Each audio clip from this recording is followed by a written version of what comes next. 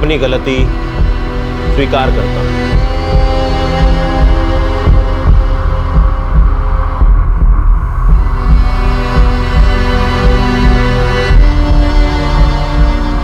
मुझसे जुर्म हुआ है, मैं इसकी पूरी जिम्मेदारी लेता हूं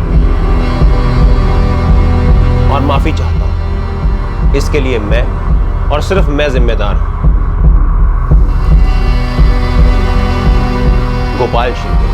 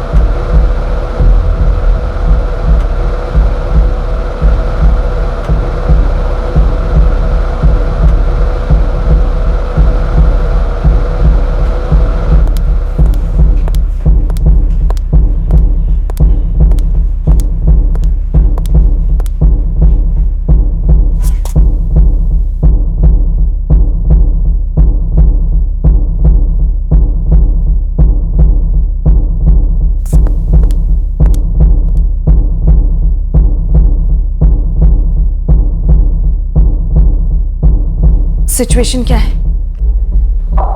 फिलहाल तो कंट्रोल में लग रही है। क्या लगता है सिचुएशन संभल जाएगी? हमारे पास कोई और चारा भी तो नहीं है।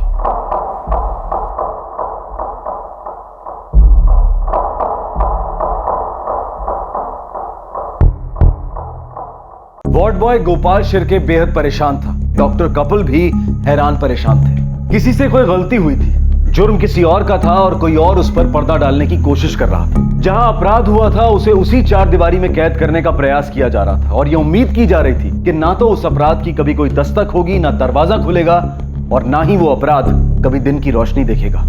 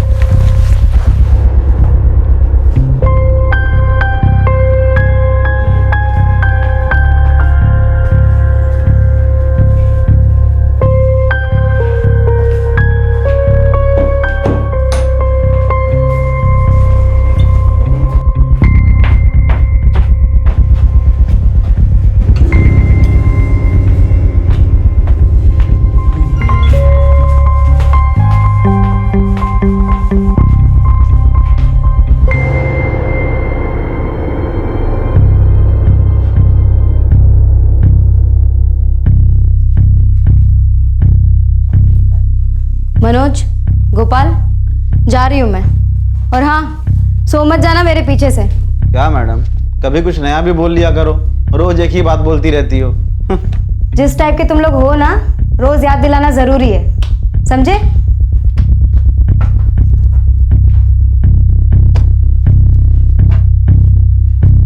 यार ये बहुत प्रवचन देती रहती है।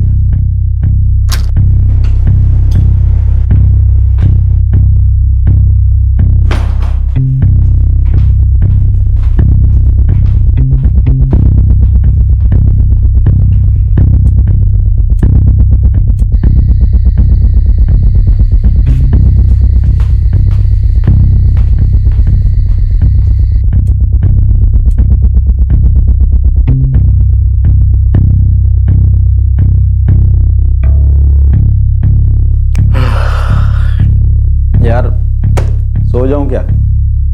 सॉलिड नींद आ रही है। इसलिए वो कल्पना तुझे बोलती रही थी। अभी कल्पना गई ना यार, एक झपकी मार लेता हूँ, ठीक है? और देख, मैं उठ जाऊंगा ना, उसके बाद तू भी सो जाना।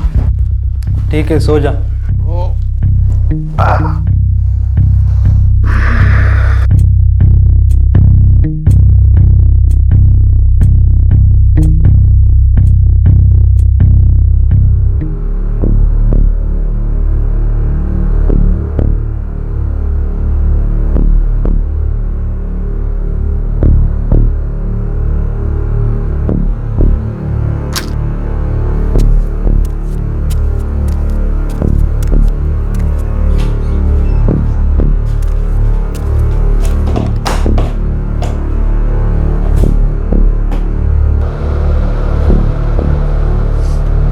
क्या हुआ प्रिया?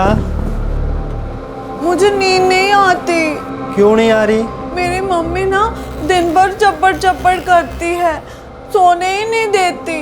एक बात खत्म नहीं होती कि दूसरी भी चालू करती है। ठीक है बाबा, चलो अभी बहुत समय हो गए ना, चलो सो जाओ। चलो नहीं आती नींद। ये बंद करो और सो जाओ। बैठो, चलो चलो लेट जाओ। मम्मी, किधर है मम्मी? कोई नहीं है वहाँ पे, कोई कुछ भी नहीं बोल रहा और तुम सो जाओ। चलो, और कल सुबह जल्दी उठना है ना, बाहर घूमने जाना है ना। वेरी गुड, आंखें बंद करो, आंखें बंद करो। Very good.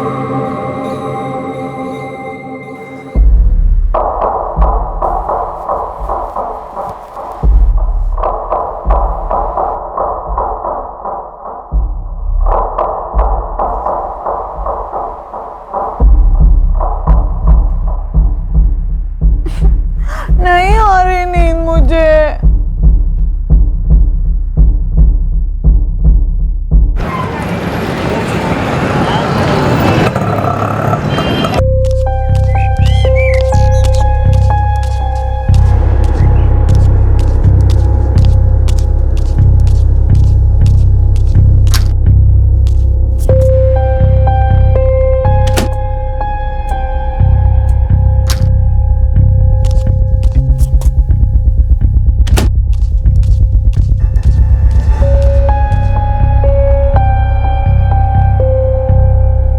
दवाई कड़वी ही होती है।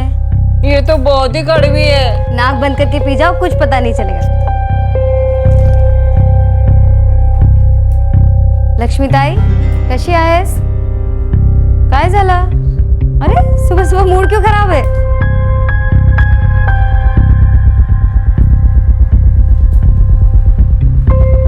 प्रिया, प्रिया चलो उठो, 9 बज गए, उठो। थोड़ी और देर सोने दो ना। बहुत हुआ सोना, अभी घूमने का टाइम है ना, चलो उठो। दीदी, कल रात को ना मुझे एकदम नींद नहीं आई। क्यों? हमेशा की तरह मम्मी ने मुझे परेशान किया। उसके बाद ना गोपाल ने भी मुझे तंग किया। क्या किया गोपाल ने? वो मेरे पास आया और ना मैंने उसे बताया कि मेरी मम्मी चप्पड़ चप्पड़ करती है, मुझे सोने नहीं देती। तो उसने बोला कि मैं तुम्हें अच्छे से सुला दूंगा, और उसने मुझे बहुत परेशान किया, मुझे तंग किया, मुझे सोने नहीं दिया।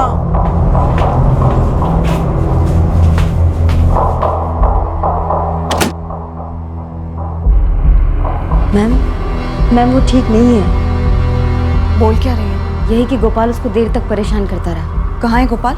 उसकी रात की शिफ्ट थी, अभी तो वो घर चला गया। तुम एक काम करो, प्रिया को लेकर मैं उससे बात करूँ। Okay ma'am. प्रिया, मुझे बताओ क्या हुआ था?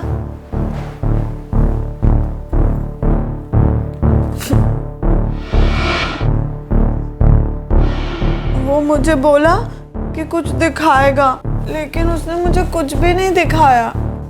मुझे तंग करता रहा, मुझे परेशान किया उसने।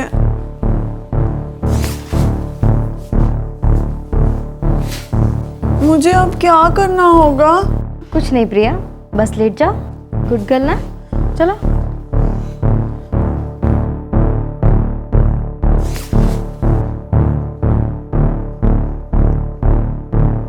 आंटी आप क्या कर रही हो?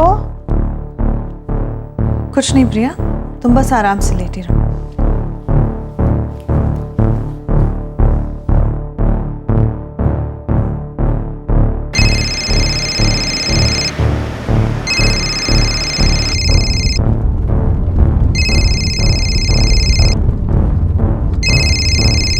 हाँ देविका, प्रदीप, कहाँ हो तुम?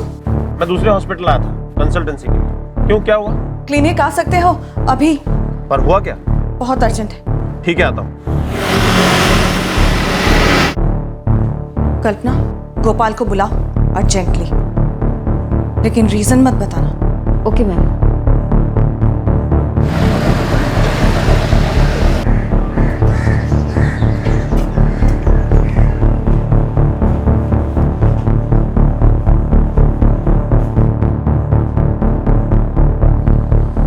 कहाँ है गोपाल? आ रहा है। क्यों, मुझे क्यों बुलाया? ये तो सर और मैडम ही बताएंगे।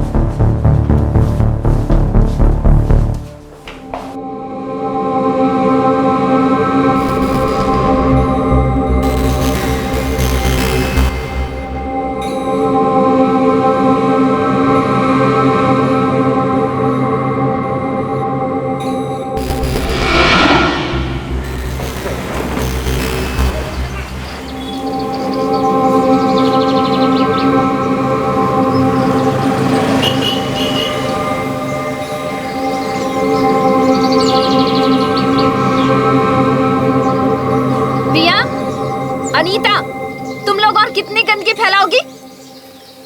प्रिया, अनीता, प्रिया, प्रिया, प्रिया, प्रिया, गड़बड़ तुम लोग करती हो और सुनना मुझे पड़ता है तुम्हारे बाप से। सारा दोष मेरे ही माथे आता है। देखो देखो क्या कर डाला तुम लोगों ने। प्रिया, मैंने बोला ना, और कान फूट गए क्या मेरे? प्रिया, फिर बैठ जा, हाथ पे हाथ रख के। देखो क्या कर डाला तुम लोगों ने। उठो प्रिया, उठो, मैंने बोला ना उठ।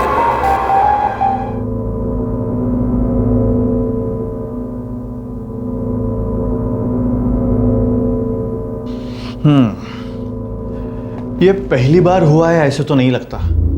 पिछले 6 सालों से हो रहा है। क्या आपको या इनकी माँ को ऐसा कुछ, मतलब किसी किस्म की परेशानी? प्रिया और अनीता की माँ मेरी पहली पत्नी थी। वो भी दिमाग से थोड़ी परेशान थी। अनीता मेरी बड़ी बेटी, उसने तो अपने आप को संभाल लिया कैसे भी करके, लेकिन प्रिया, वो अपने माँ से बहुत प्यार करती थी। उस पे उसकी माँ के हरकतों का, उसके व्यवहार का बहुत असर हुआ है। कहाँ है इनकी माँ? पता नहीं, कुछ 3 साल पहले एक कागज के टुकड़े पे मैं जाती हूँ, कभी नहीं आऊंगी करके लिख के चली गई। हमने बहुत ढूंढा लेकिन कहीं नहीं मिली। हमने पुलिस कंप्लेंट भी किया। प्रिया को लगातार लंबे इलाज की जरूरत है। आपको किसी स्पेशलिस्ट डॉक्टर से मिलना चाहिए।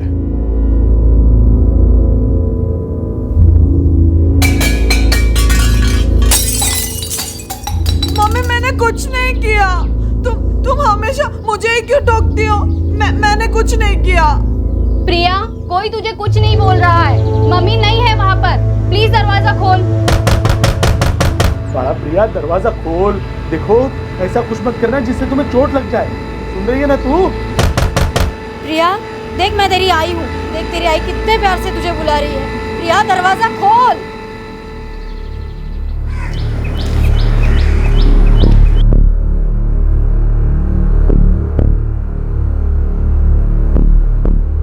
आजकल क्या बताएं, बहुत डर लगता है कहीं अपने आप को कुछ कर ना बैठे। साहब, उसे जब दौरे पड़ते हैं ना, तो उसे संभालना बहुत मुश्किल हो जाता है। जब से इसका इलाज शुरू हुआ है, सुधार के कोई साइन दिखाई नहीं दे रहे। शायद जब दवा का असर खत्म हो जाता है तो इसे इसका इमेजिनरी वर्ड फिर से घेर लेता है। ये एक्चुअली मेंटली ग्रो ही नहीं कर पा रही। तो क्या करें, क्योंकि इसे संभालना हमारे बस के बाहर हो जाता है। आप लोग एक काम कीजिए, इसे हमारे क्लिनिक में भर्ती कर दीजिए। हमारी देखरेख में रहेगी तो हो सकता है कि वक्त के साथ सुधार आ जाए।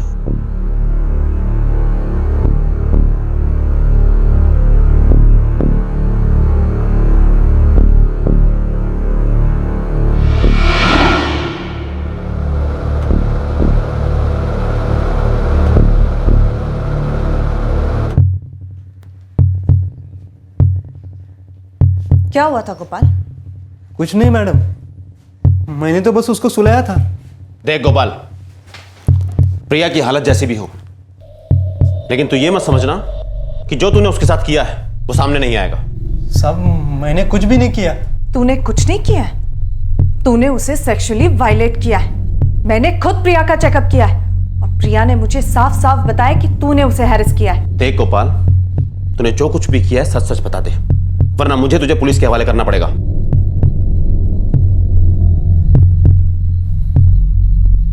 माफ करना साहब, गलती हो गई मुझसे, रोक ही नहीं पाया खुद को। पता ही नहीं क्या भूत सवार था।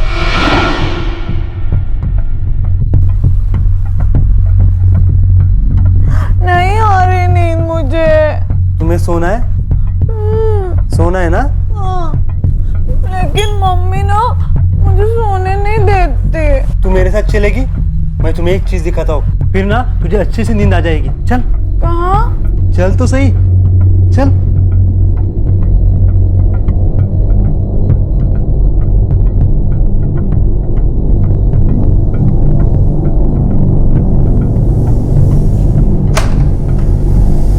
चल दिखाता हूँ। क्या है? अंदर चल तो सही।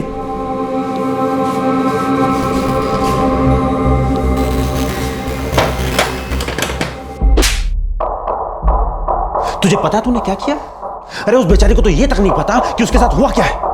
माफ कर दो साहब, गलती हो गई मुझसे, माफ कर दो।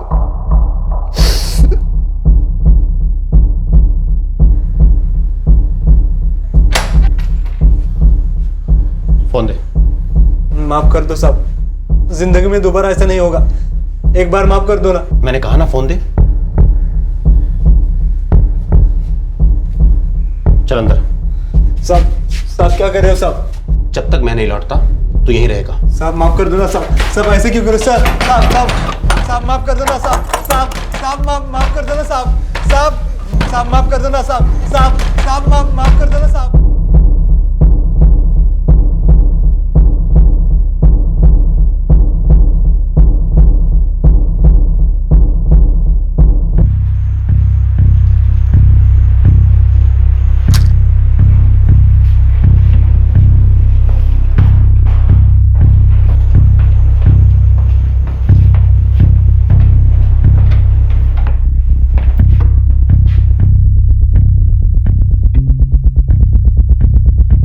देखिए,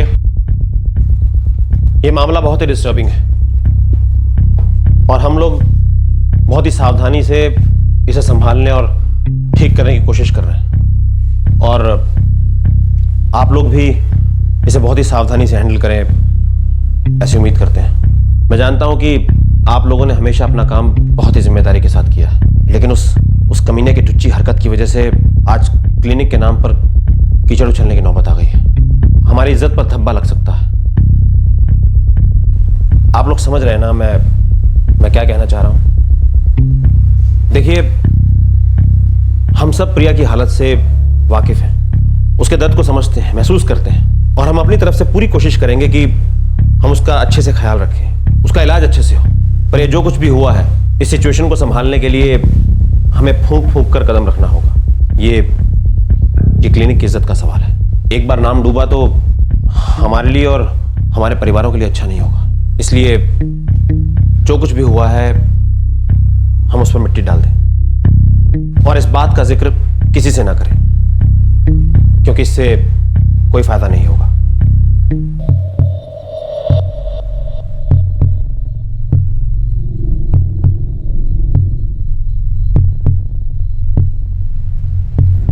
प्रदीप, प्रिया ठीक से ये तो नहीं जानती कि उसके साथ हुआ क्या है, लेकिन वो किसी ना किसी तरह से कुछ ना कुछ तो अपने घर वालों को बता ही देगी। इस बात की जिद पकड़ ली है उसने।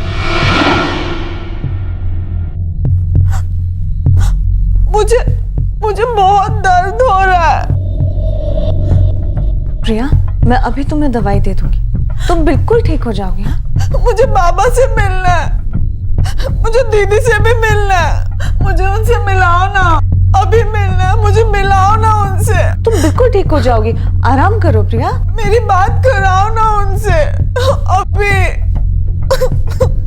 प्रिया, प्रिया, मेरे ख्याल से हमें उसके घर वालों को बुलाकर बात करनी चाहिए। और अगर उन्होंने मामला पुलिस तक ले जाने की जिद की तो? तुम चिंता मत करो, मैं सब संभाल लूंगा। और फिर शुरू हुआ मामले को दबाने के लिए एक गुप्त अभियान। उन्होंने कुछ ऐसा स्वांग रचा। चलो एक बार में निकल जाओ इसे जल्दी से। पहले पानी दो। पहले दवा लो, मुझे पता है तुम बाद में लोगी नहीं। चलो चलो।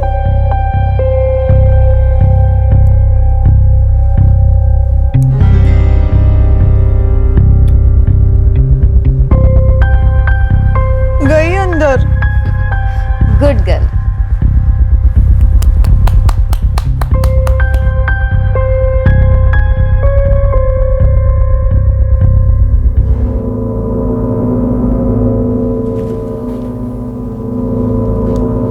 अगर पुलिस के हवाले कर दिया ना मैंने तुझे, तो मार मार के भुर्ता बना देगी तेरा।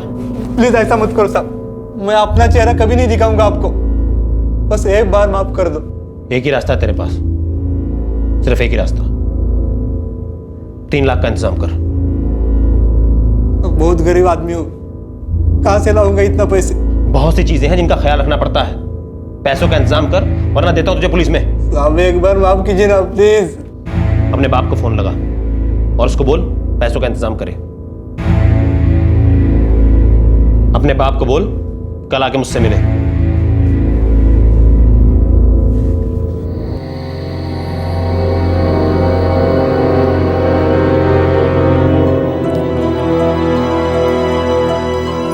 क्या हुआ, कुछ कहा उन्होंने? नहीं, डॉक्टर साहब ने कहा है कल दोपहर में आके मिलो। भगवान करे सब कुछ ठीक हो।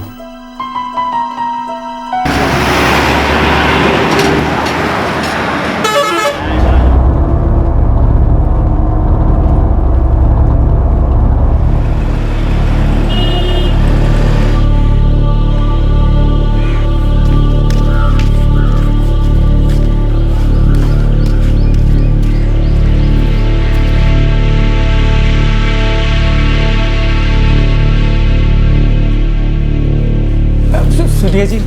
जी? यहाँ गोपाल काम करता है ना, उसका मैं पिता हूँ। अच्छा, बोलिए। गोपाल का मेरे पास फोन आया था कि जल्दी चले आओ।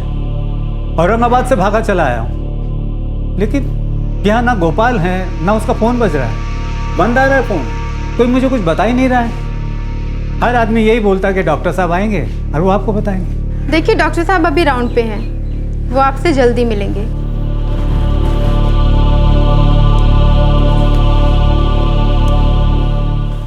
साहब, गोपाल कहाँ है? बात क्या है? बहुत ही गलत काम किया है उसने, अपराध किया है उसने। साहब, किया क्या उसने? उसी से पूछिएगा, वही बताएगा आपको।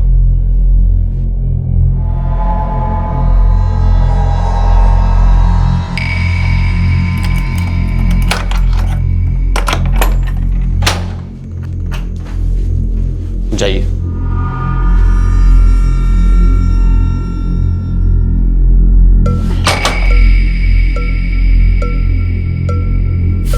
गोपाल,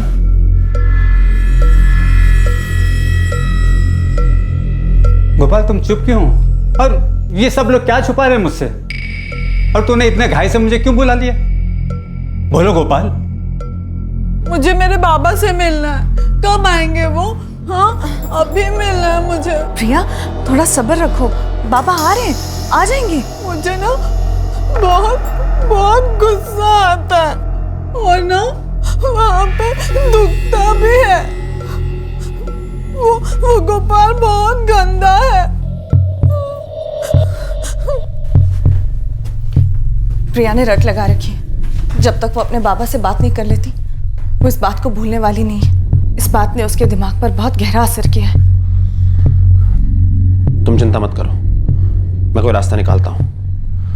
पहले मैं गोपाल के बाप से निपट लूं, उसके बाद प्रिया की फैमिली को देखूंगा। गोपाल, गोपाल ऐसे कैसे कर सकता है तू?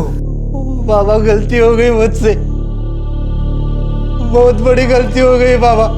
वो संभाल ही नहीं पाया खुद को मैं बाबा। बाबा बचाओ ना मुझे बाबा।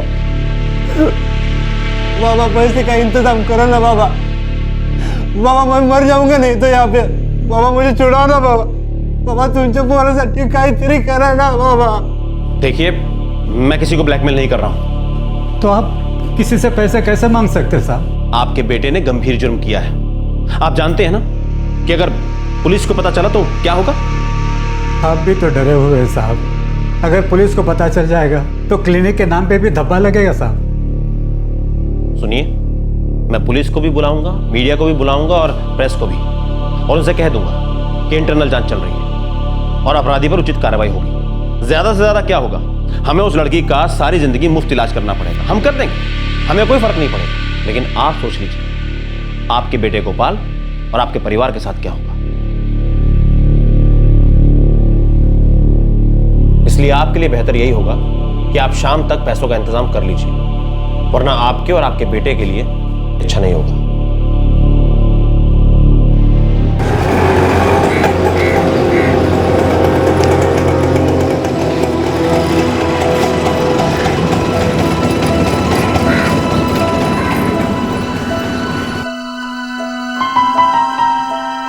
कोई प्रॉब्लम नहीं है सर, बस डॉक्टर साहब ने कहा है कि वो पहले आप लोगों से मिलना चाहते हैं। अभी 15 मिनट में आ जाएंगे, आप लोग बैठे। पण कहा हुआ क्या है? हम सीधे प्रिया से क्यों नहीं मिल सकते? कुछ भी तो नहीं हुआ सर। कुछ तो जरूर हुआ है, वरना आप हमें प्रिया से सीधे मिलने क्यों नहीं दे रही हैं? आप लोग बैठिए, मैं अभी आती हूँ। बैठिए आप लोग। अरे पर अरे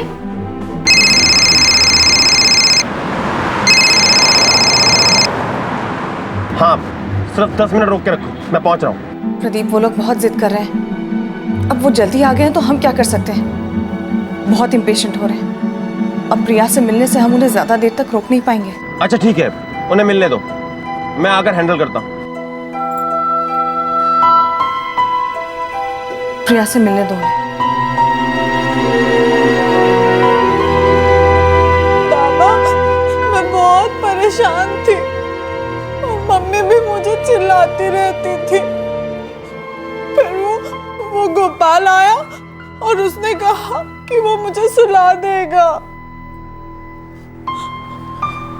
फिर वो मुझे बाहर लेकर गया दूसरे कमरे में और मुझे बोला कि मैं कुछ दिखाऊंगा। मैंने उसको पूछा क्या दिखाएगा, क्या दिखाएगा, लेकिन उसने कुछ भी नहीं दिखाया। उसने मुझे परेशान किया, तंग भी किया। वो गोपाल है ना, वो बहुत गंदा है। प्रिया, प्रिया सुन बेटा, क्या किया उसने? हाँ प्रिया,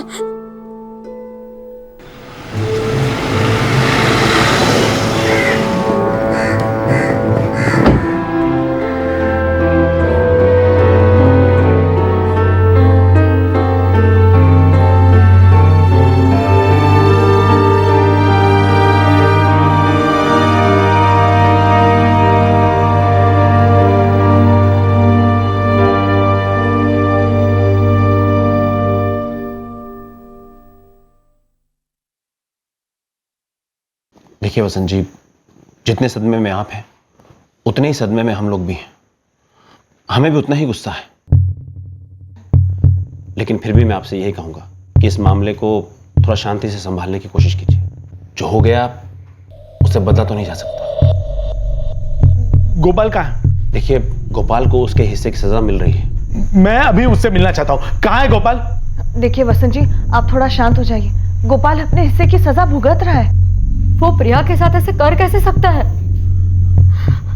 हमने प्रिया को आप लोगों के भरोसे छोड़ा था, आपने ये होने कैसे दिया? देखिए, हम बहुत शर्मिंदा हैं और तहे दिल से आपसे माफी मांगते हैं। इस मामले को उछालने से कुछ हासिल नहीं होगा। मंजे, वो ऐसे निकल जाएगा आराम से? नहीं, ऐसा नहीं है, बिल्कुल ऐसा नहीं है। उसे उसके हिस्से की सजा मिलेगी। वैसे तो ऐसे मामलों में किसी भी तरीके का कोई भी हार जाना नामुमकिन है, लेकिन फिर भी आप लोग 2 लाख ले लीजिए और इस मामले को रफा दफा कर दीजिए। इस मामले को उछालने से कोई फायदा नहीं होगा। अच्छा ठीक है, 2.5 लाख। मैं जानता हूं कि इस पैसे की आपके लिए क्या अहमियत है, और हम वादा करते हैं हम प्रिया का पूरी तरह से ख्याल रखेंगे, वो भी बिल्कुल मुफ्त। प्लीज आप समझने की कोशिश कीजिए। अगर ये मामला बाहर गया तो हम सभी के लिए बहुत बुरा होगा।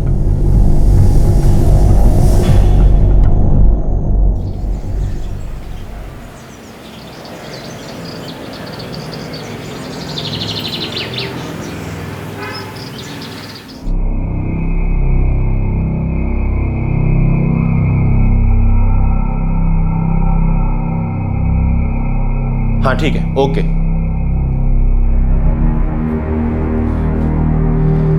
चार बजे तक गोपाल का बाप पैसे लेकर आ जाएगा। कल सुबह हम प्रिया के माँ बाप को पैसे दे देंगे। समझो कि मामला खत्म। मामला खत्म। किसी को भी पता नहीं चलेगा कि क्या हुआ, किसने जुर्म किया, किसने भुगता। लेकिन ये बात, ये अपराध क्या ऐसे ही दब जाने वाला था?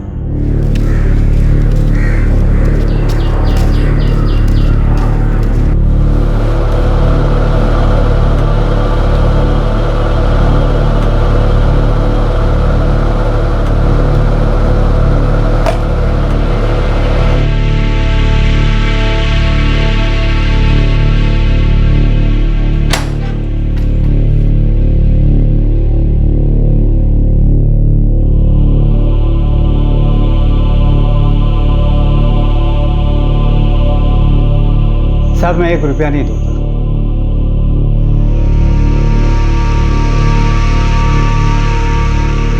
आप पुलिस को बुलाना चाहते हो तो बुलाओ। मेरा बेटा अगर अपराधी है तो उसको उसकी सजा मिलनी चाहिए। साहब मैं गरीब जरूर हूं लेकिन ईमानदार हूं। जिंदगी में जैसा भी मुझे मौका मिला मैंने मेहनत की है। बेईमानी की कमाई नहीं की जो एक अपराधी पे उड़ा दूं क्योंकि ये मेरा बेटा है। नहीं साहब, साहब इसके साथ आपको जो करना है करिए। ये मेरा बेटा नहीं है।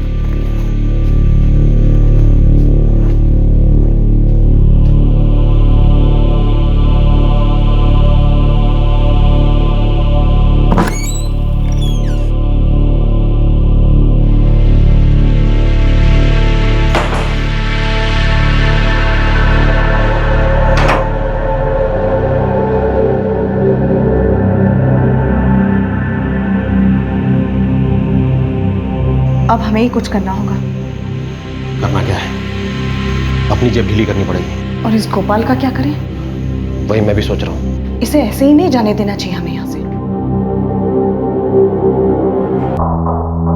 मुझसे जुर्म हुआ है, मैं इसकी पूरी जिम्मेदारी लेता हूं और माफी चाहता हूं। इसके लिए मैं और सिर्फ मैं जिम्मेदार हूं। गोपाल शेट्टी। मैं पैसों का इंतजाम करके आता हूं। और लेटर? ड्रॉर में है।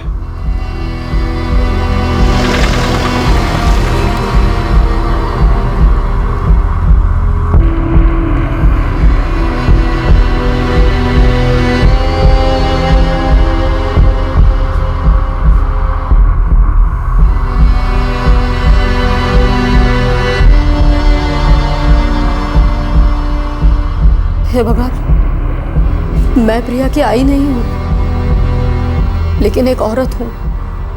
जुल्म हुआ है हमारी प्रिया के साथ और दुख की बात यह है कि वो बेचारी जानती तक नहीं कि उसके साथ क्या हुआ है। प्रिया के साथ यह घिनौना काम करने वाला अगर बच गया ना तो यह प्रिया के साथ बड़ा अन्याय होगा। और वो बेशरम लोग हमें पैसों का लालच दे रहे हैं, लेकिन अगर हमने वो पैसे ले लिए और चुप हो गए तो हम उनसे भी बड़े बेशरम होंगे।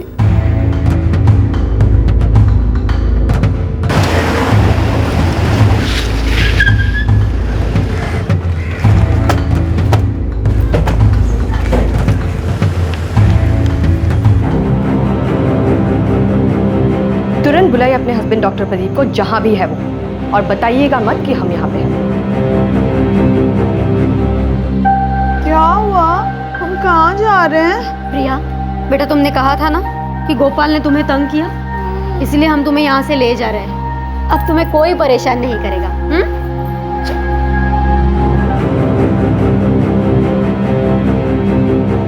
मुझे इस बात के बारे में सबसे पहले पता चला और जैसे ही पता चला मैंने सर को, मैडम को, दोनों को तुरंत बता दिया था। गोपाल कहाँ है गोपाल? उसे स्टोर रूम में बंद करके रखा है।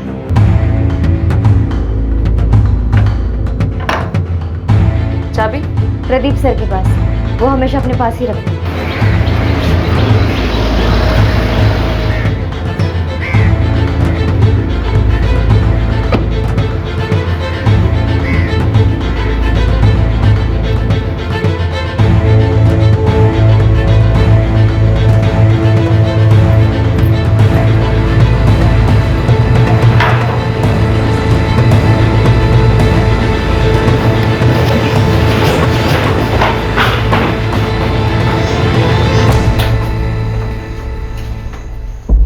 आपकी वाइफ बोल रही थी कि आपके पास गोपाल का कोई कन्फेशन लेटर है, कहाँ है वो?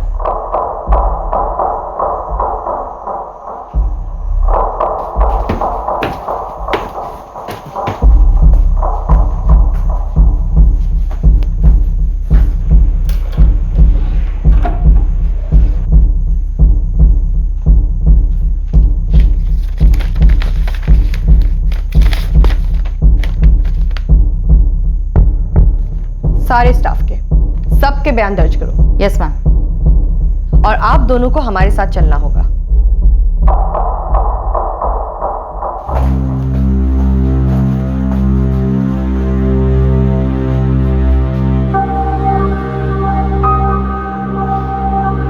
हमें इसका मेडिकल टेस्ट कराना होगा।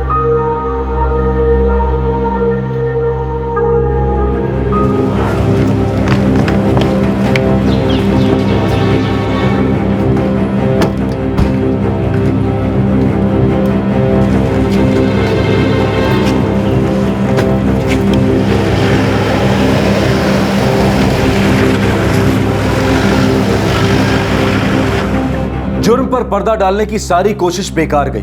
प्रिया की मेडिकल जांच हुई और शुरुआती रिपोर्ट में ही यह बात साबित हो गई कि प्रिया का यौन शोषण हुआ है। प्रिया का इलाज किसी दूसरे अस्पताल में चल रहा है। एक चाइल्ड स्पेशलिस्ट बेहद सावधानी से उसका स्टेटमेंट लेने का प्रयास कर रहा है कि आखिर उसके साथ क्या हुआ था। गोपाल को आईपीसी की धारा 376 के तहत बुक किया गया है। जो लोग इज्जत बचाने के लिए लीपापोती करते हैं, आखिर में वो अपनी इज्जत खो ही बैठते हैं। बहुत से लोग ये तर्क पेश करेंगे कि अक्सर पावरफुल और रसूख वाले लोग अपने प्रभाव से अपने बुरे कर्मों को छिपाने में कामयाब हो जाते हैं, लेकिन एक आम सामान्य इंसान तो हमेशा अपने ज़मीर की आवाज सुनते हुए सच्चाई और ईमानदारी की जिंदगी ही जिएगा। और यही विचार वो अपने बच्चों और अपनी नई पीढ़ी को सौंपना चाहेगा, ना कि उनकी तरह बनना चाहेगा जो अपनी और अपने परिवार की काली करतूतें छिपाते फिरते हैं ताकि उनका रुतबा बना रहे। हमारे आज के एपिसोड की दूसरी कहानी। 6000 स्क्वायर फीट का प्लॉट है, यहां से लेके वहां तक। टाइटल भी एकदम क्लियर है, 7/12 पार्टी के नाम पे। प्लॉट भी एनए हो चुका है। हाँ, पार्टी से बात चल रही है जी। रमेश जी, ये ब्रोकर जो कीमत बता रहा है वो मार्केट रेट से बहुत कम है। भाव कम है इसलिए तो खरीद रहा हूँ, सस्ते का सौदा है। कुछ ज्यादा सस्ते का नहीं लग रहा? कई बार सुप्रिया पार्टी कोई अड़चन में आ जाती है तो घाटे का सौदा भी कर लेती है। ऐसा ना हो रमेश जी कि इस सौदे के पीछे कुछ और ही मकसद हो जो इस वक्त हमें नजर नहीं आ रहा।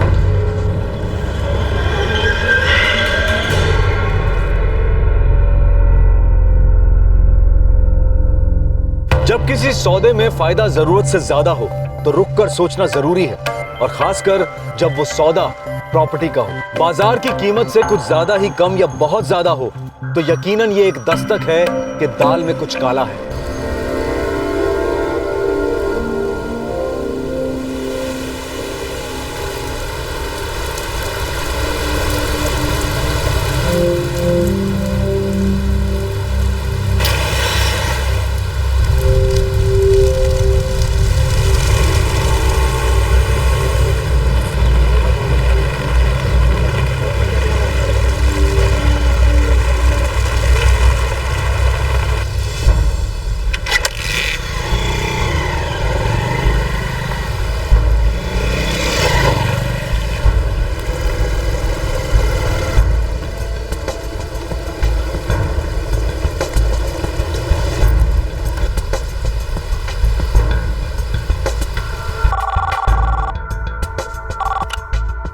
लोनावाला पुलिस स्टेशन, कांस्टेबल मोरे बोलते हैं। हेलो साहब, मैं वॉकर्स पॉइंट से बोल रहा हूँ साहब। इधर कुछ तो गड़बड़ है।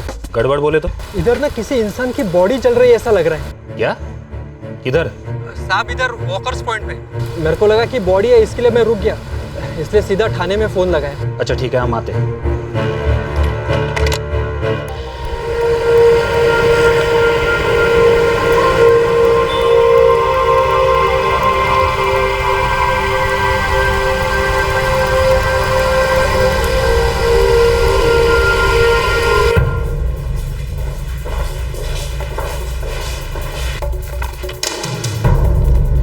सर, ये रहे घर के सारे पेपर्स। बेचने वाला कौन है? रमेश कनात्रा। Amazon villa. तो सोसाइटी आपको पोजीशन के लिए एनओसी नहीं दे रही? हाँ सर।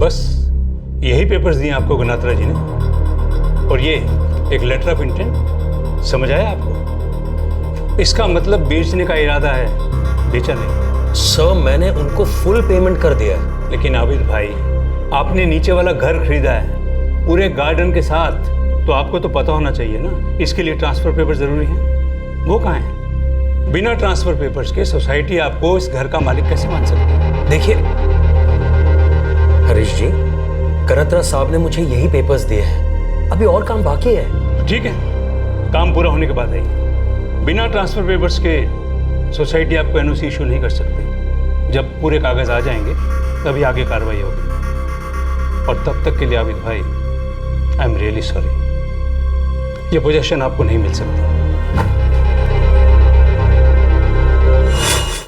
तो फिर प्रॉब्लम क्या है? कार्रवाई पूरी कर लीजिए और बंगले का पोजीशन ले लीजिए। सर मैंने फुल पेमेंट कर दिया है, सोचा था जल्द से जल्द वहां शिफ्ट कर जाऊंगा। मुझे पता है कि अभी कार्रवाई बाकी है, लेकिन उसके लिए सामने पार्टी भी तो चाहिए। ना रमेश जी का फोन लग रहा है और ना ही उनकी सेक्रेटरी सुप्रिया जी का। हो सकता है किसी डील में बिजी हो या फिर शहर के बाहर गए हो। कहाँ रहते हैं वो? पुणे में, और सौदा भी पुणे में ही हुआ था सर। देखिए मिस्टर आबिद खान, आप चाहें तो एफआईआर लिखवा सकते हैं, मगर इतनी जल्दी क्यों है? आदमी तो भरोसे का था ना। हाँ। तो फिर प्रॉब्लम क्या है? देखिए छोटा मोटा सौदा तो है नहीं, करोड़ों की डील है। मेरे ख्याल से आप 1-2 दिन रुक सकते हैं। हो सकता है रमेश जी का फोन आ जाए, उसके बाद बैठ के मैटर सॉल्व कर लीजिएगा। एक प्रॉपर्टी का खरीदार आबिद खान इस बात से परेशान था कि प्रॉपर्टी बेचने वाले रमेश और उनकी सेक्रेटरी सुप्रिया दोनों के फोन बंद थे, उनसे संपर्क ही नहीं हो पा रहा। पूरी कीमत चुकाने के बाद भी ना तो उसके हाथ प्रॉपर्टी के कागजात आए थे और ना ही सोसाइटी आबिद खान को पोजीशन लेने दे रही थी। और दूसरी तरफ कोई और भी था जो रमेश कनात्रा और सुप्रिया अकोलकर के लापता हो जाने से बेहद परेशान था।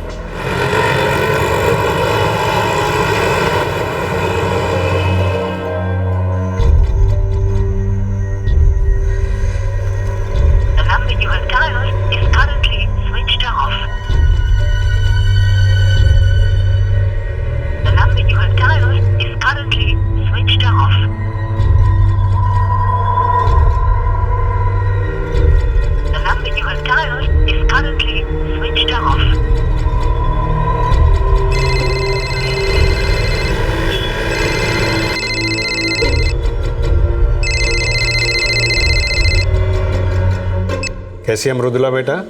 काका बहुत चिंता में हूँ। क्यों? क्या हुआ? काका 2 दिन हो गए, पापा का कोई पता नहीं, ना उनका फोन आया और अब उनका फोन भी स्विच ऑफ आ रहा है। अरे प्रॉपर्टी के चक्कर में रमेश भाई कहीं गए होंगे। पर काका 2 दिन, कम से कम दिन में एक बार तो बात होती ही है। काका मुझे बहुत चिंता हो रही है। टेंशन मत ले बेटा, मैं अभी उसके घर जाकर देखता हूँ। ठीक है काका। बाय बेटा।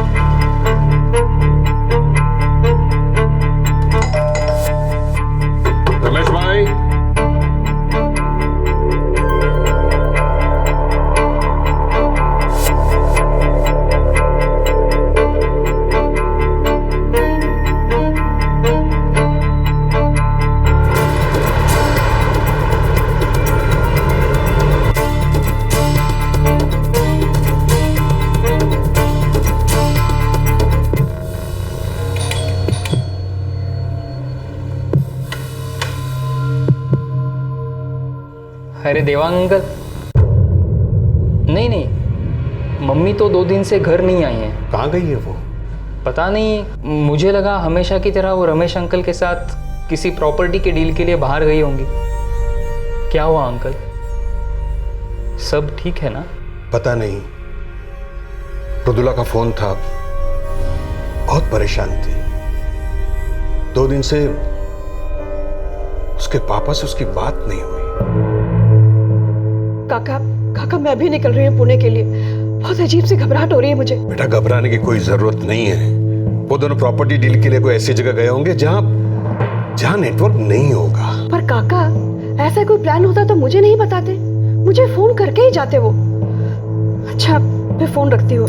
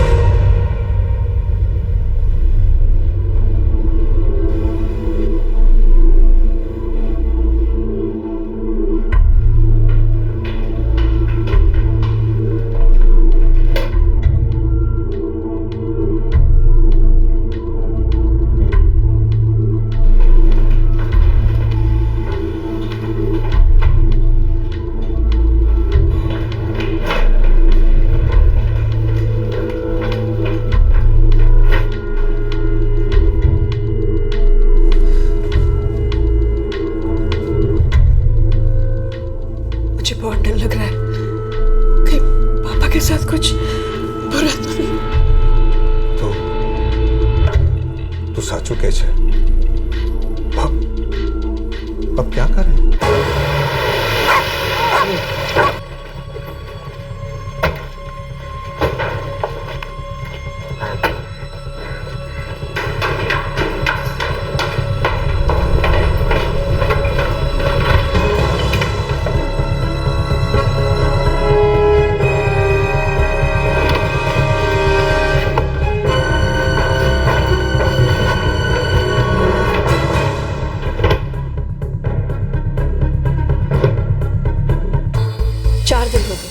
पापा का कोई फोन नहीं आया और उनका फोन भी स्विच ऑफ आ रहा है। सर, रमेश गणात्रा और उनकी सेक्रेटरी सुप्रिया अकोलकर, दोनों का ही फोन स्विच ऑफ आ रहा है।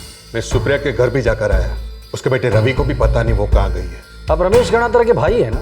हाँ, छोटा भाई, पुणे में ही रहता हूँ। पापा की गाड़ी भी नहीं है पूछ में। बरबे, चाय के 5 खाली कप और नाश्ते की कुछ प्लेट्स। आपकी आखिरी बार कब बात हुई थी उनसे? 13 मई को। आज 17 तारीख। दूध के 3 पैकेट और 3 अखबार घर के बाहर पड़े हुए थे। आपके पिताजी यहाँ अकेले रहते थे? जी, माँ 10 साल पहले गुजर गई थी, तब से पापा यहीं पुणे में अकेले रहते हैं। मैं अपने हस्बैंड और फैमिली के साथ मुंबई में रहती हूँ। मतलब दूध के पैकेट 3 दिन बाहर पड़े रहे थे, 15, 16 और 17। 14 मई को आपके पिताजी किसी से मिलने वाले थे, कुछ बताया था आपको? जी नहीं, ऐसा तो कुछ नहीं बताया, बल्कि ये बताया था कि मुंबई वाले घर की डील हो रही है। शायद उन्हीं से मिले हो 14 मई को। सर, कॉलोनी के सिक्योरिटी गार्ड से पूछ के देखते हैं, शायद उसे पता हो उस दिन यहाँ कौन आया था। ठीक है। आपने घर चेक कर लिया? और भी कुछ गायब है? जी नहीं सर, गायब तो कुछ भी नहीं है। हाँ सर, पर मैंने लॉकर चेक नहीं किया। चाबी है आपके पास? जी सर, एक सेट मेरे पास ही रहता है।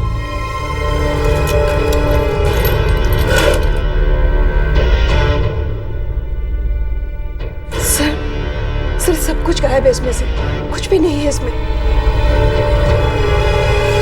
क्या क्या था इसमें? पापा का पैन कार्ड, पासपोर्ट, जमीन के कागजात, इंश्योरेंस के पेपर्स, सब कुछ था इसमें।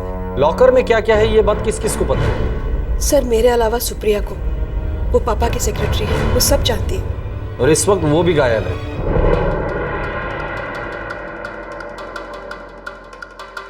14 मई सुबह 11:30 की एंट्री है, लेकिन रजिस्टर में कोई नाम नहीं है। ऐसा क्यों? साहब वो आदमी आया, बोला बहुत जल्दी में है, बस 5 मिनट का काम है। बहुत घाई में थे सर वो लोग। ये स्कॉर्पियो की गाड़ी की जो एंट्री है इसी में आए थे वो लोग? हाँ सर, यही गाड़ी है, 3 लोग थे सब गाड़ी में।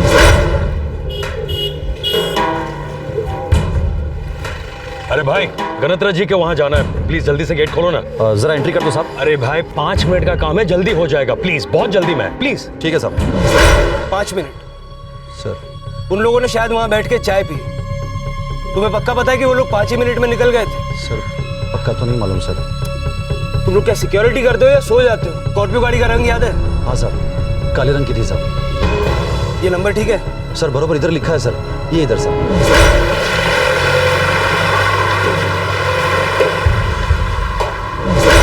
MH02YZ34Y5। जी सर। जी साहब, मैं तो सुबह 9 बजे अपने काम पर निकल जाता हूँ और वैसे भी रमेश जी से कभी कभार मुलाकात होती है। 3 दिन से वो घर नहीं आए। अब पता नहीं साहब, मैंने आपको बताया ना, उनसे कभी कभी मुलाकात होती है। और 3 दिन क्या, उनसे 2 हफ्तों से मुलाकात नहीं हुई। नहीं सर, सुप्रिया पे शक नहीं कर सकते। वो पापा के साथ तब से है जब से उनकी और पापा की एक छोटी सी एजेंसी थी। 30 साल से दोनों साथ हैं। घर पर और कोई काम करता है, मतलब काम वाली या नौकर? एक काम वाली बाई है, अनीता। सुप्रिया अकोलकर और रमेश गणात्रा दोनों के कॉल रिकॉर्ड्स निकालो। Yes sir. मुझे काम वाली बाई अनीता और सुप्रिया का बेटा रवि दोनों के नंबर्स चाहिए। सब रोज सुबह 8 बजे को काम पे आती हूँ, 9 साढ़े 9 बजे तक काम खत्म करती हूँ और मैं निकल जाती हूँ सब। 14 मई की सुबह तुम काम पर आई थी? वो सब आई थी मैं, तभी अपने साहब और मैडम कुछ काम कर रहे थे। अरे सुप्रिया, अमेज़न विला के शेयर सर्टिफिकेट कहाँ रखे हैं? यही है ऊपर लॉकर में। तो जरा लेके आओ ना, मैं यहाँ ढूंढ रहा हूँ।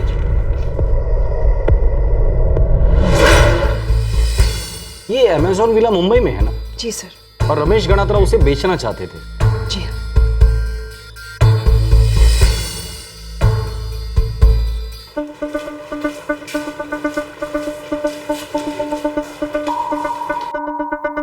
नहीं सर, मम्मी मुझे बता के नहीं गई कि वो कहाँ जा रही है। 14 तारीख की सुबह को वो घर से निकली थी।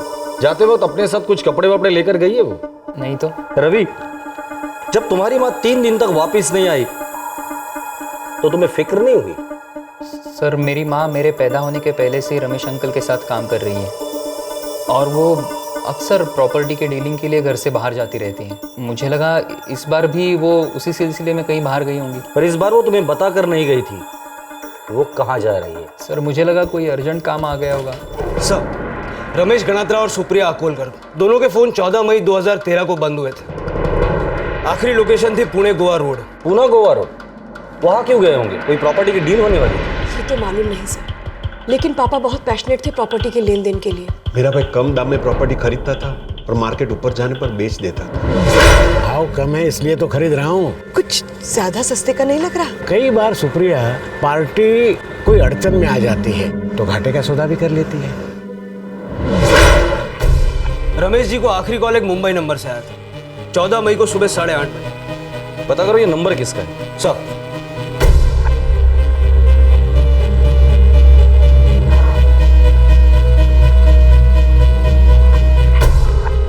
रिंग जा रही है सर।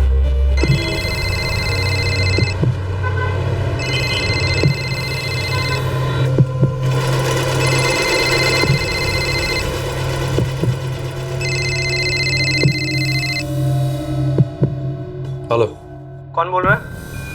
आप कौन बोल रहे हैं? PSI Sunil Barve, Pune police. नमस्कार सर, मैं आबिद खान बोल रहा हूँ। क्या हुआ सर? 14 मई 2013 को तुम रमेश गणात्रा और सुप्रिया अकोलकर से मिले थे? हाँ सर, मिला था पुणे में। और सर तब से दोनों गायब हैं। मैं वहाँ पुणे में गया, मैंने फुल पेमेंट किया और जब ट्रांसफर करने का टाइम आया तो दोनों गायब हैं। ना रमेश जी का फोन लग रहा है, ना उनकी सेक्रेटरी सुप्रिया जी का। सर मैं बहुत टेंशन में हूँ। तुम लोग वहाँ पर कितनी देर रुके थे? यही कोई 10 मिनट समझ लीजिए। हम लोग वहाँ गए, फुल पेमेंट किया, कुछ पेपर्स लिए और 1 कप चाय पीकर निकल आए वहाँ से।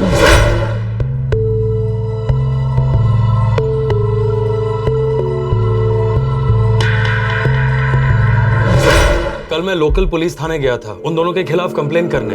रमेश गणात्रा और सुप्रिया दोनों मेरे पैसे लेकर गायब है। सर आधे अधूरे पेपर्स दिए और जब ट्रांसफर का टाइम आया तो दोनों गायब है। ठीक है, कुछ पता चलता है तो बताते हैं। जी सर, थैंक यू। ये मामला तो ज्यादा ही गड़बड़ लग रहा है। सर ये कॉल करने वाला आबिद खान था और वो और उसके साथी रमेश गणात्रा के घर से 10 मिनट में निकल गए थे। रमेश जी की गाड़ी भी गायब है। ठीक है, हम लोग इन्वेस्टिगेशन शुरू कर देते हैं। कुछ पता चलता है तो आपको कॉल करके बता देंगे। गाड़ी भी गायब है, कहीं ऐसा तो नहीं है रमेश और सुप्रिया दोनों कहीं गायब हो गए हो?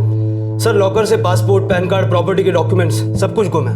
मुझे लगता है हमें सारे एयरपोर्ट भी एक बार चेक करवा लेना चाहिए। ये रमेश गणात्रा पैसे वाली पार्टी है। एक घर मुंबई में है, एक बंगलो पुणे में है। कम कीमत पर प्रॉपर्टीज खरीदना और मार्केट ऊपर जाने के बाद प्रॉपर्टीज बेचना उसका बिजनेस है।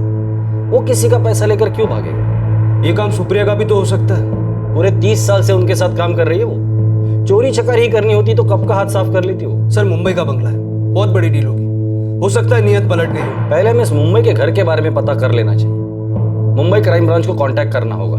पुलिस की जांच अब रमेश गणात्रा के मुंबई के बंगले तक आ पहुंची थी। क्या इस बंगले की डील में ही छुपा था रमेश गणात्रा और उनकी सेक्रेटरी सुप्रिया अकोलकर के गायब होने का राज?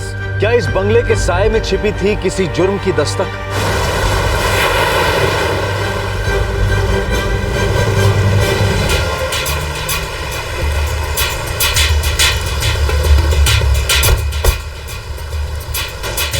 ये ग्राउंड फ्लोर का गार्डन वाला घर रमेश गणात्रा का है और ऊपर के फ्लैट्स वो सब दूसरे लोगों के हैं। यानी ये जो सौदा हुआ था ये ग्राउंड फ्लोर वाले घर और गार्डन का हुआ था? जी हाँ। आपको पता था रमेश ये फ्लैट बेचने वाले थे? जी हाँ, सभी जानते थे कि वो ये फ्लैट आबिद खान को बेच रहे हैं। ओके। लेकिन हम सब इसके खिलाफ थे। क्यों? क्योंकि वो आदमी और सौदा हमें दोनों ही ठीक नहीं लग रहे थे। रमेश जी, मेरे को तो ये सौदा कुछ ठीक नहीं लग रहा है। क्यों भाई, ये प्रॉब्लम क्या है? अच्छी कीमत मिल रही है मुझे, तो आपको ठीक क्या नहीं लग रहा उसमें? भाई रमेश जी आप खुद सोचिए ना, आपका गार्डन, आपका घर, कुल मिलाकर 13 करोड़, कुछ ज्यादा नहीं लग रहा? मेरे हिसाब से बहुत ज्यादा है। देखिए रमेश जी, पिछले 3 महीने से आप भाग दौड़ कर रहे थे। एक भी खरीदार ऐसा नहीं मिला जो 11 करोड़ भी दे दे, और आज अचानक कहीं से एक आदमी आता है और आपको 13 करोड़ देने को तैयार हो जाता है। कोई बेवकूफ़ी ऐसा सौदा कर सकता है? सोच लो रमेश जी, दूसरे को बेवकूफ समझकर कहीं खुद किसी चक्कर में ना पड़ जाना। अरे चक्कर वक्कर कुछ नहीं है यार, उसे घर चाहिए और मुझे बेचना है। लेकिन जिसे घर चाहिए वो कम से कम मार्केट रेट का तो पता करेगा, है कि नहीं?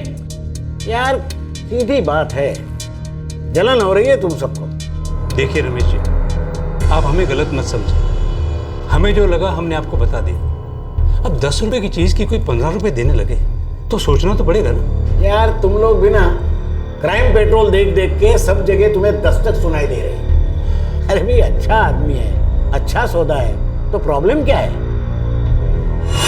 13 करोड़, ये तो बहुत ज्यादा है। जी, यही बात हमने रमेश को भी समझाने की कोशिश की थी, पर और वो आबिद खान कहता है कि वो पूरी रकम दे चुका है। ये आबिद खान यहाँ पर आया कैसे? विपुल भाई लाए होंगे, वही रमेश जी के ब्रोकर हैं। विपुल भाई का एड्रेस दीजिए। जी।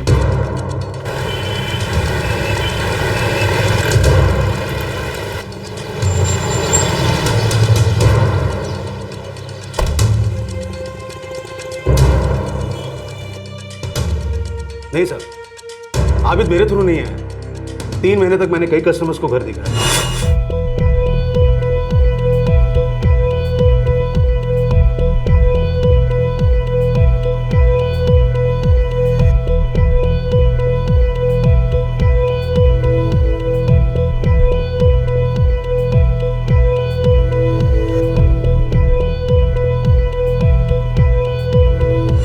तो फिर ये आबिद खान आया कहाँ से? अखबार में ऐड दी थी, उसने ऐड पढ़ी और सीधे रमेश जी को कांटेक्ट किया।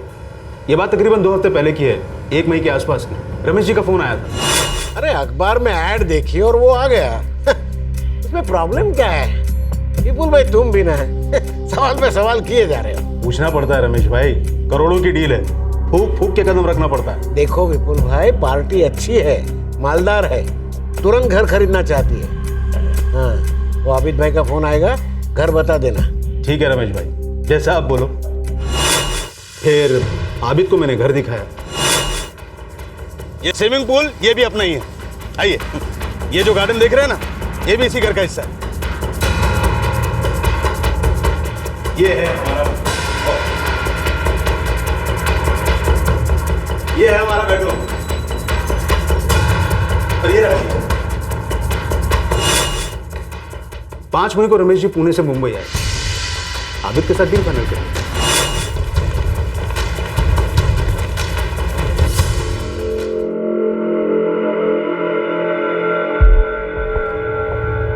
रमेश भाई, आपका घर बहुत शानदार है और सच बताऊं, ये गार्डन देख के तो मजा आ गया। अरे भाई, घर देख के तो सभी खुश हो जाते हैं, लेकिन जब पैसे की बात आती है तो भाग जाते हैं। तो फिर आप ही बताइए, आपकी क्या डिमांड है? अरे भाई, इतनी बड़ी प्रॉपर्टी खरीदने निकले हो, प्रॉपर्टी देखी, पसंद भी आई, अब तो हम फाइनल डील करने बैठे हैं। आपके दिमाग में कुछ तो बजट होगा।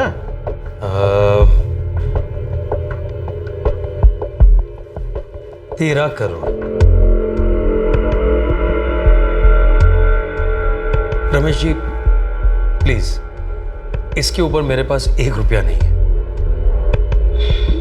अमित भाई, थोड़ा कम है, मैंने कुछ ज्यादा सोचा ना, मैंने आपसे पूछा तो था ही कि आपकी क्या कीमत है, बता दीजिए। 15 तो बनता है भाई। प्रॉपर्टी देखो, गार्डन देखो, एरिया देखो। सॉरी रमेश भाई, 15 तो बहुत ज्यादा है, मुझसे नहीं हो पाएगा। ठीक है, मुझे 1 दिन दीजिए, मैं सोच के बताता हूँ। जैसी आपकी मर्जी। इतना याद रखिएगा, मैं आपको फुल पेमेंट दे रहा हूं, सब एक साथ। बिल्कुल, तो कल बात करते हैं। सुन विपुल भाई, हमें बोलो, अब ठीक है? अरे आप मेरी बात सुनोगे रमेश भाई, तो भी मैं कुछ बोलूं ना।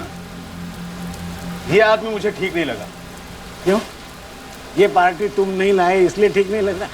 तुम ब्रोकर लोग भी ना। रमेश भाई, आपको इस वक्त सिर्फ नोट दिखाई दे रहा है। इस घर का ज्यादा से ज्यादा 10.5 करोड़ मिल सकता है, और पिछले 3 महीनों से इस रेट पर कोई भी पार्टी लेने को तैयार भी नहीं हुई। और ये आदमी हमारी ऑफर का वेट किए बिना 13 करोड़ का ऑफर देके चला गया। झोल लग रहा है, और ऊपर से आप 15 करोड़ का राग दे रहे हैं। रमेश भाई, ये तो बिल्कुल उल्टा सौदा है। विपुल भाई, हर आदमी उचक्का नहीं होता। अरे उसे घर खरीदना है, उसके पास पैसा है, वो देने को राजी है। फिर प्रॉब्लम क्या है? रमेश भाई, इतने सालों से आप प्रॉपर्टी के लेन देन का बिजनेस कर रहे हो, आप भी लालच में आ गए ना। 13 करोड़ का ऑफर देके गया है, मुझे तो झोल रख गई। रमेश भाई, आप एक बार शांति से बैठकर आप इतना दिमाग मत लड़ाइए, ये काम मुझे पर छोड़ दीजिए। बस पेपर तैयार करवाने आ जाओ। साहब, मैं तो शुरू से बोल रहा था कि ये सौदा नहीं, लोचा है, पर रमेश जी को लगा लॉटरी लग गई। बैठे बिठाए 13 करोड़ मिल रहे हैं। साहब, कुछ क्या, सब कुछ अटपटा। ये आबिद खान कह रहा था उसके पास घर के पेपर्स हैं। हो सकता है वो रमेश जी के साथ सौदा करने के लिए बहुत जोर दे रहा। अब उसने सर्च पेपर भी मांगे थे, हो सकता है टोकन मनी देकर उसने वो सर्च पेपर ले लिया। अब रमेश जी ने इस बारे में मुझसे कुछ नहीं कहा।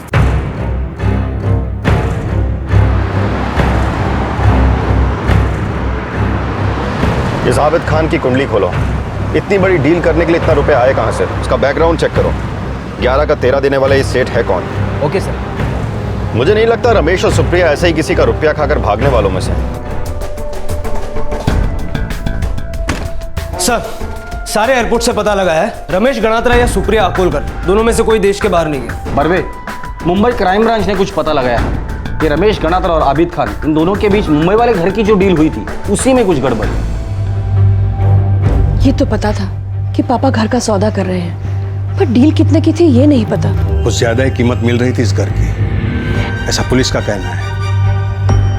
शायद इसी डील में कुछ गड़बड़ हुई है। पर सुप्रिया को समझाना चाहिए था ना पापा को। सुना है सबने समझाया था रमेश भाई, लेकिन किसी की बात नहीं सुनी उसने।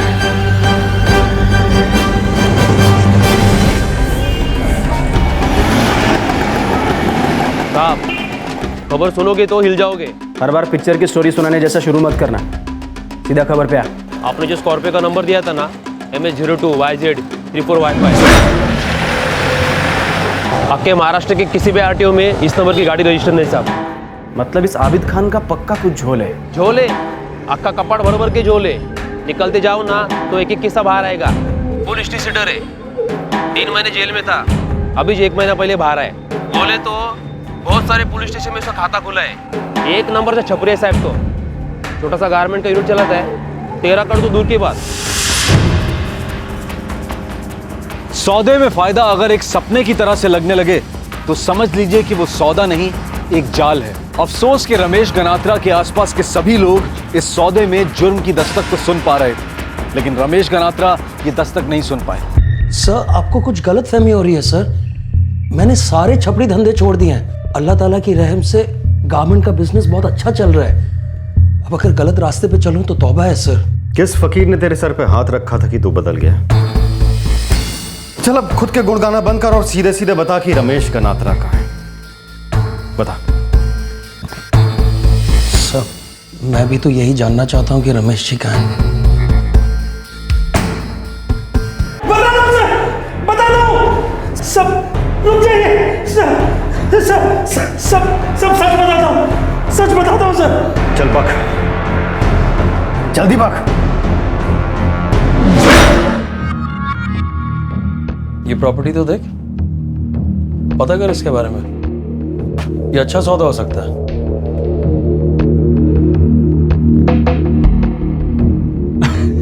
येड़े हो गए कि आबिद भाई बंगला खरीदोगे? अरे बहुत बड़ी प्रॉपर्टी, इसमें हाथ कैसे डालेंगे? तू दिमाग मत चला, तू सोचने का काम मुझ पे छोड़ दे। तू फोन घुमा।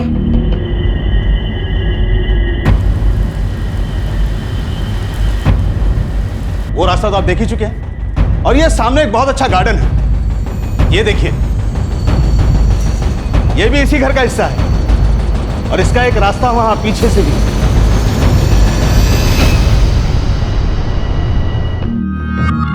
11 करोड़ बोलो उसने। 11 करोड़। 11 करोड़ खरीदेगा तू? ढक्कन साला। ए, तू उसके बारे में पता कर। पता किया ना भाई, वो मालिक का नाम रमेश गनात्रा है, पूना में रहता है और बीवी मर गई, अकेला है। बेस्ट है। ओए, ये हुई ना पते की बात, सुना? भाई प्लान क्या है? कमलेश तू एक काम कर, पूना जाओ और ये रमेश भाई का पूरा बायोडाटा निकाल। पर भाई प्लान तो बताओ। तो तुम्हारा प्लान घर खरीदने का कभी था ही नहीं सर, वो कमलेश ने पता लगाया कि रमेश गनात्रा अकेला रहता है, उसका कोई सगे वाला नहीं है, तो फिर मैंने प्लान बनाया कि खरीदार बन के उसके पास जाऊंगा।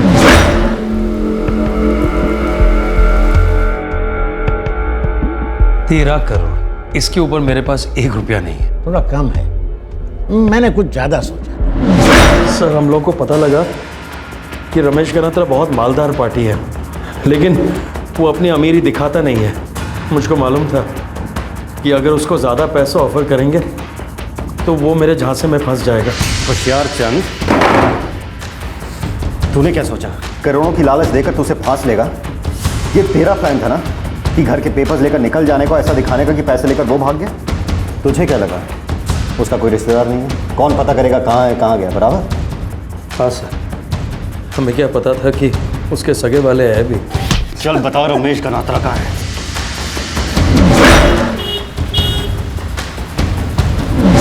सर, फाइनल लेन देन के लिए मैंने उसके साथ मीटिंग फिक्स किया था सर। अभी जी, आपको जो पेपर्स भेजे थे वो मिल गए ना? कोई डाउट तो नहीं ना? नहीं, बिल्कुल रमेश भाई, सारे पेपर्स एकदम अप टू डेट है। तो लेन देन कब करनी है? वैसे एक बात तो मैं पहले ही बता चुका हूँ कि मैं मुंबई बहुत कम आता हूँ, काम हो तो ही। हाँ, और रमेश जी की ओर से सौदे का सारा काम मैं हैंडल करती हूँ। अच्छा, ठीक है जी, नो प्रॉब्लम।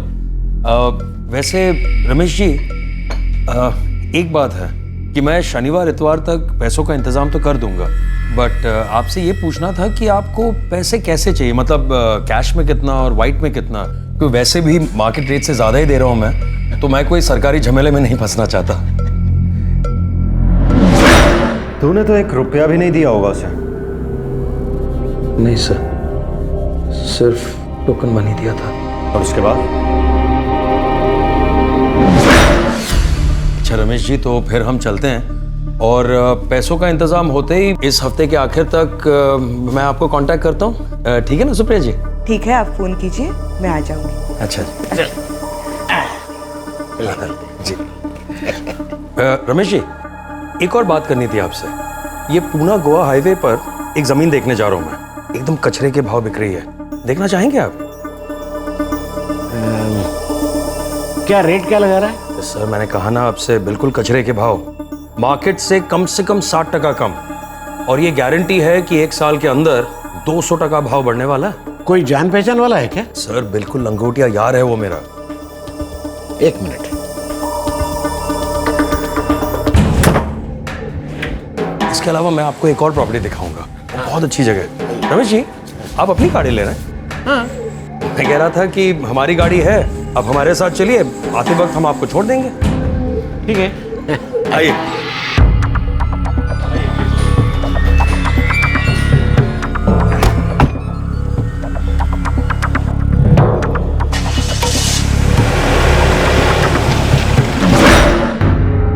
जो जमीन दिखाने को बोला था वो तो होगी नहीं। नहीं सर। कहाँ मारा उन दोनों को?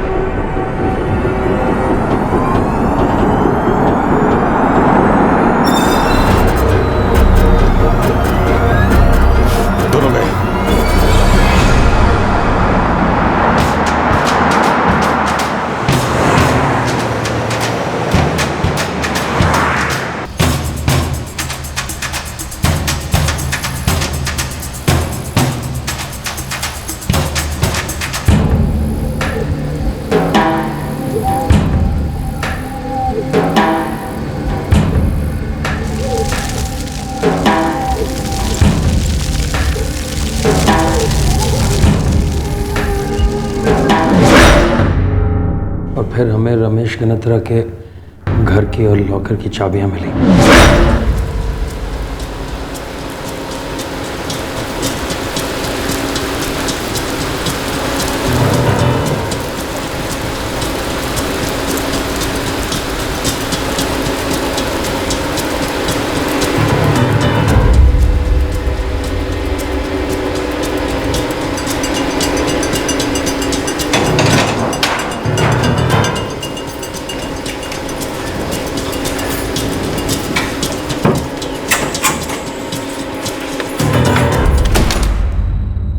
तू इधर देख, तू उधर देख।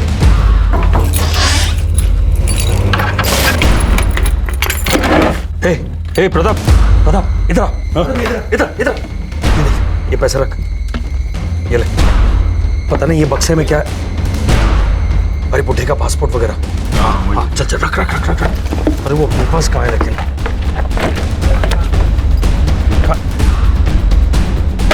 कागज, चल चल चल, रख रख रख, चल चल चल चल चल। रुक रुक, बैठ दे मुझे, चल।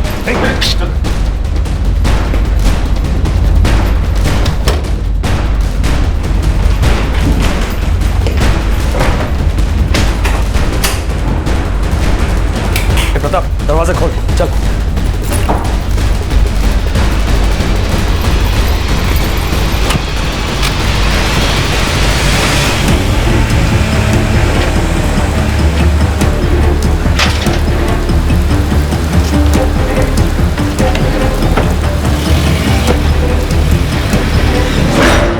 गाड़ी कहाँ है रमेश जी की? बेच डाली सर। कहाँ?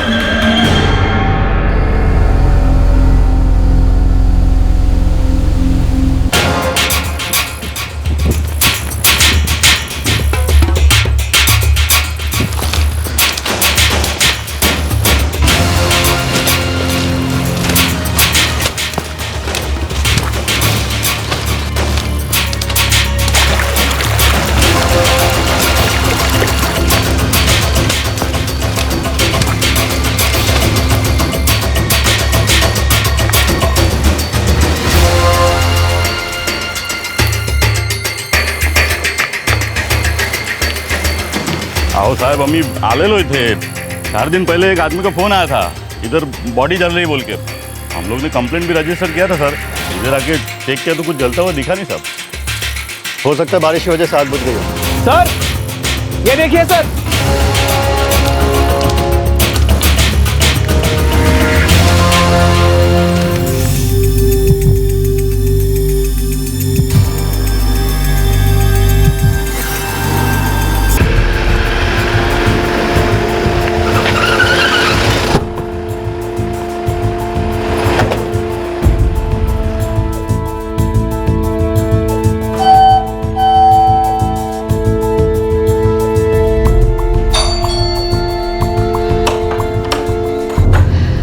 पापा की कुछ खबर मिली?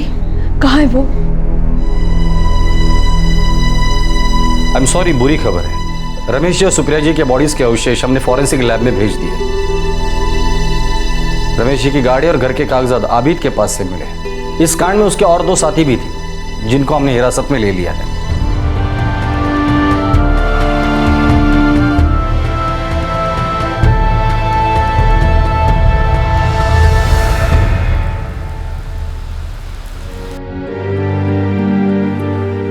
मैंने बोला था ये सौदा ठीक नहीं। काश रमेश भाई ने हमारी बात सुन ली होती।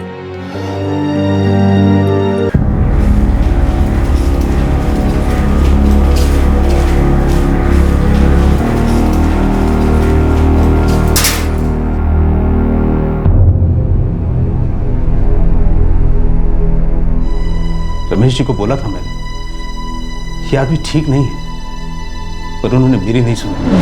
अरे भाई अच्छा आदमी है, अच्छा सौदा है, तो प्रॉब्लम क्या है? तीनों अपराधी अभी हिरासत में हैं और पुलिस चार्जशीट तैयार कर रही है। यह सौदा कुछ ऐसा था जो कभी होने वाला ही नहीं था। आबिद और उसके सह अपराधियों के इरादे नेक नहीं थे। उनके जुर्म करने का तरीका बिल्कुल साफ था। ऐसी कीमत ऑफर करो कि सामने वाले का जी ललचा जाए। इस सौदे में जुर्म की दस्तक सबको सुनाई दे रही थी। सिर्फ रमेश गनात्रा इस दस्तक को नहीं सुन पाए। उन्होंने अपनी जान गंवाई और उनके साथ उनकी सेक्रेटरी सुप्रिया अकोलकर ने भी।